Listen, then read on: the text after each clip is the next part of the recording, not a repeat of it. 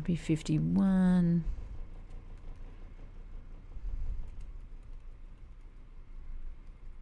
So you can see here I've got some fairly broad terms. I've got vaccination or vaccine, and then I've got a term that's for the vaccine, the RB51 vaccine, and you could also put other vaccine-specific terms in that you think might be important.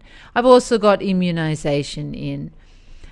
Very simple search. I'm sure you could do a better one than this one. This is just my example.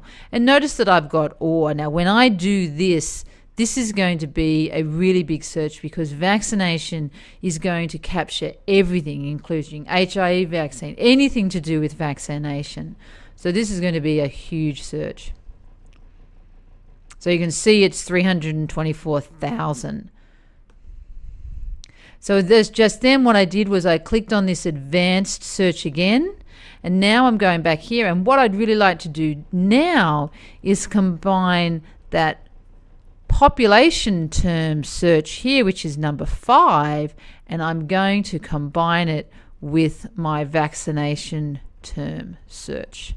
So now I'm saying you have to be in this group, and of this group you also have to include one of these terms, and that will likely narrow this search down quite nicely. So let's have a look at the impact of that approach to searching. So here you see I have 1,108 searches. Now you'll know that there's a couple of things in here that are not relevant. This is a study. Looks like this is a study conducted in mice. Now, it's not a surprise that we're going to get some mouse studies because even though we want brucellosis studies that are done in livestock, it's quite possible that this abstract says in it somewhere Brucella melitensis is a study that occurs in sheep, and we assess the vaccine in mice. And so it's going to be captured by our search. And this is why we have to screen for relevant studies. So we will have way too many studies than we really need. And we will quickly screen through them based on those PICO components to remove some of them. So let's just try one more thing to refine that search. I'm now just going to do a search on abortion. Just a very simple search, should be quite big. Yes, it is quite big. And I don't think that abortion is necessarily a good search for that clinical sign. I think if you looked at other ways of expressing abortion, you might find other things. So let's try reproductive losses, just as an example of another term that a study might use. I'm not sure that made much of a difference. It made a tiny difference, I think. Yes, so by adding the term reproductive losses, I only added about 100 citations. About 600 citations. So now what I'm going to do is combine my search number 7 with, I'm going to use and number 9. So now here I have done what I said you probably shouldn't do. I've used all 3 terms, but let me reinforce again that you would do a better job using mesh terms, etc., to design those searches. So now I'm going to conduct that search, and now I'm down to 126. Now what's important to know is the question is, did I get rid the difference between that 1,108 when I lost all of those references, about 900 of them? Did I lose relevant studies? So let's just first look at the 126.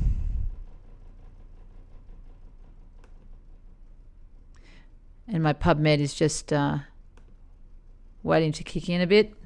So here's the 126.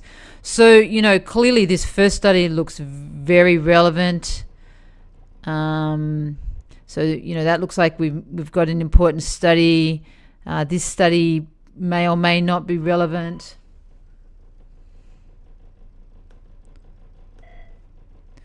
So scrolling down, you can see, so this is a review. It's not probably relevant.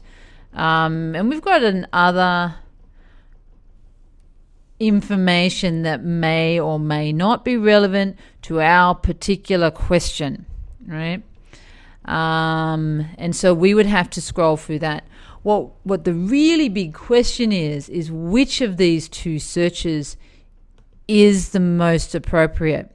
Clearly, we would think that we'd like to use the 126. The concern is that there are potentially relevant studies that were excluded when we added that abortion term.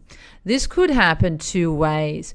First, a study might assess vaccination and only report in the abstract some other outcome. But in the text of the study, if we were to read the whole paper, there might be abortion information. So that might happen. Or they might have used a different term to describe abortion. So if we do this kind of refinement, what we should do is ask ourselves, in the studies that were excluded between these 1,108 and this 126, is there anything relevant? And the way that we can do that is ask ourselves, what is in 7 but not in 10? And let me just check if that... So we want what's in 7 but not in 10. So that should give us the studies that are in 7 but not in 10.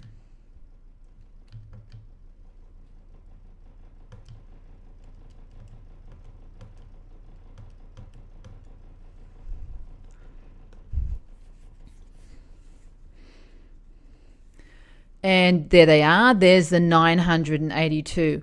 And so usually what we would recommend is that you would go through the first 100 and you would see if there's anything relevant.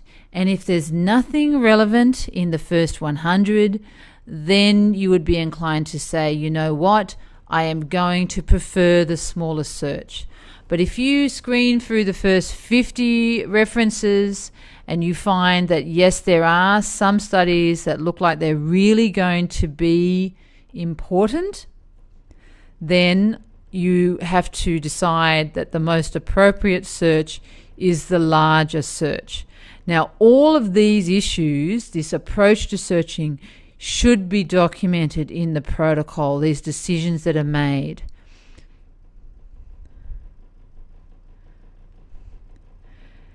Now, let's say you decide that we've decided that we're going to go for the smaller search.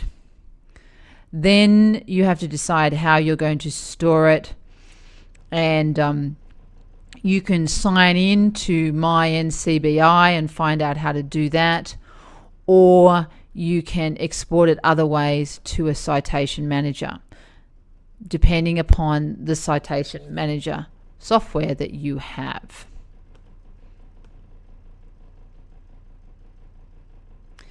So this is a site where you can sign in to NCBI, and there's more information here about how to use NCBI.